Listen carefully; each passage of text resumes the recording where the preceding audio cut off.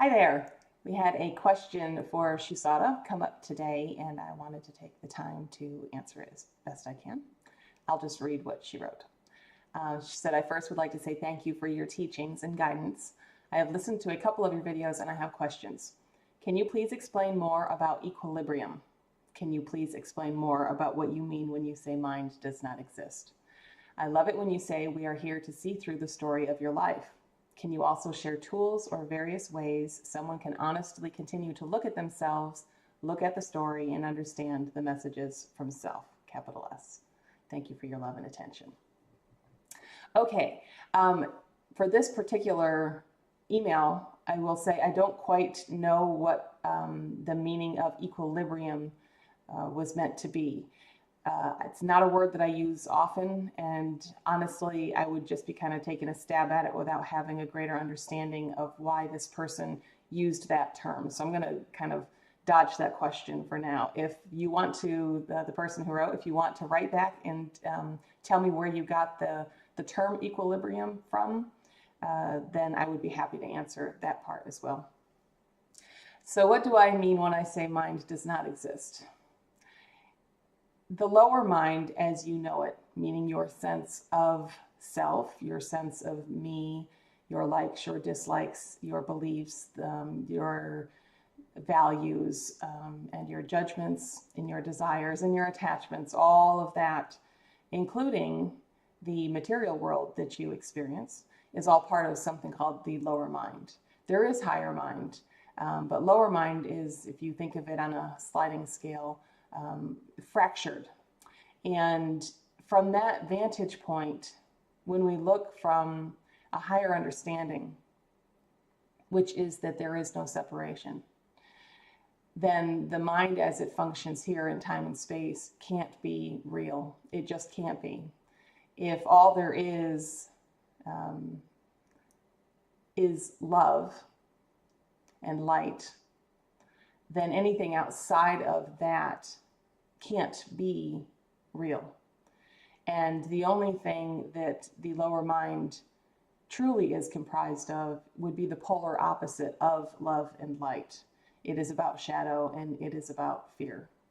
So from that space, that's what I mean when I say it does not exist. There is higher mind, but the average human walking the streets of the world is not functioning from that level of awareness.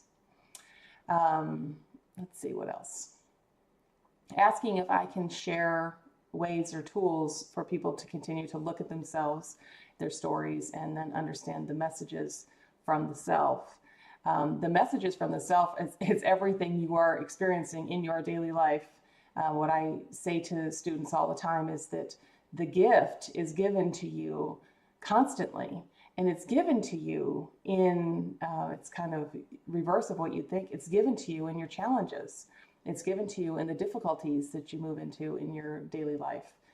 The things that are hard for you to surmount, the fears that come up, all the problems in your life, those are the gifts of the self, capital S, because they're brought to you by you in order to help you see through the story that lies underneath them, the story that karmically you are attached to and that has created the need for the challenge to come in the first place. When we understand that what you're living in your daily life is just the outpicturing of your karma, meaning that you're literally living today something that you created in the past, then it makes it easier to move into a place where you stop being in such resistance to the things that happen that are challenging and start to look at them as opportunities for your own growth and expansion. I would say that the most important component is for a seeker when they're starting this level of work is to truly take on the role of the objective observer. And that is something that you can inwardly go in and ask that I would ask the Holy Spirit, but you could, however it feels more comfortable for you, to just go in and inwardly ask from a very loving heart space that the objective observer come into being for you. And then at that point, you allow the piece of lower mind that the objective observer is to simply bear witness to what's going on in the world. The observer does not have personal opinion. It doesn't have anything other than the capacity to observe with no story. And that is a huge component to move into a space where you're more capable of detaching from your own personal stories in the world. Without the observer in place, you remain far too attached to your own life and your own sense of who you are and what you're all about. And it takes a great deal of skill in being detached in order to see through the very subtle strata of the mind. So that's the most important component right out of the gate, is to learn to just start to witness without a story, to become more aware of how subtle it is when mind kicks in with a story, usually through the space of judgment, to start to catch how you judge others, how you judge yourself, and how that story wants to run all the time. And then beyond that, there are very specific ways that I teach and different techniques that we use here at the Kumara Center to facilitate students to utilize their lives to make great advances in their awakening process. And that's something that we can get to another time. So hopefully I have answered the questions that came up in this email.